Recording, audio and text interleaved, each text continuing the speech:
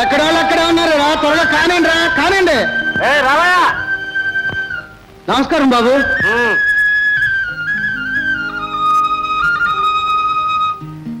ఏరా పొగరంత బలిసిందా?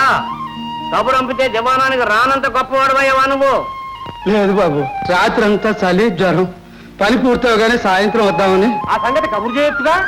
ఎవరున్నారు బాబు? నేను పిల్ల తప్ప. పిల్లల్ని పంపితే ఏ కొరుక్కు తింటామా, ఉంచేసుకుంటామా? వయసు వచ్చిన పిల్లని ఎలా పంపుతాం బాబు? జనబాబు గారు చూస్తే పంపక తప్పుతుందా? ఆ పంట డబ్బు ఇంట్లో పెట్టుకుంటున్నావు, నీ బాబు గారు తొబ్బలేగా. మరి పంట వచ్చేసి ఎవరిస్తారా డబ్బు? ఏంటో బాబు, అప్పుడే ఇచ్చేగా. ఎవరికి? నీకే. ఎవరికి? నాకా? అవును. నాకా ఈయనకా? నాకా? ఏమో ఎవరికి ఇచ్చారు? నీకే బాబు.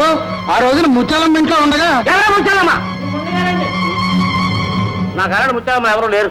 అదేమిటి బాబు, ఆ రోజున డబ్బు వచ్చుకుని ఆ దారమ్మ వెళ్తుంటే మీరే కదా పిలిచి అడిగారు. దివాణంలో ఇచ్చినా ఇక్కడ ఇచ్చినా ఇచ్చేది నాకే కదా అని. అప్పుడు ఆ ముచ్చాలమ్మ కూడా అక్కడే ఉంది. అంత స్పష్టంగా చెబుతున్నాడంటే అర్థమే కూడా మాట్లాడతావు. ముచ్చాలమ్మ ముచ్చాలమ్మ వీడి కూతురు ఊరంతా తిరిగినట్లు నేను ఊరవరు తిరుగుతున్నాను అనుకుంటాడు వీడే. ముచ్చాలమ్మ మాట్లాడు. పెళ్లి కావలసిన పిల్ల, దాన్ని ఇంకేమైనా అన్నారంటే ప్రాణం తీసే. నా బాగా పడే నీ కూతురు ఎవరితో తిరుగుతా నాకే. అవునా? జానా నువ్వు? జానా నువ్వు?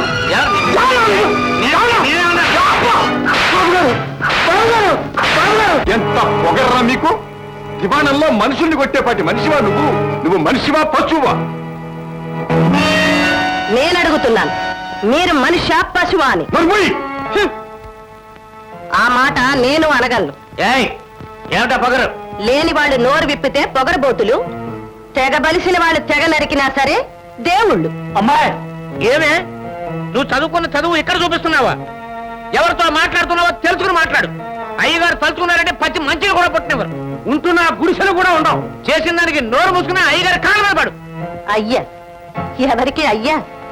మంచి చెడ్డలు తెలుసుకోలేని మనుష్యులు, కళ్ళుండి నిజం చూడలేని గుడ్డి వాళ్ళు, నమ్ముకున్న వాళ్ళ కడుపుల మీద కొట్టే కసాయి వాళ్ళు.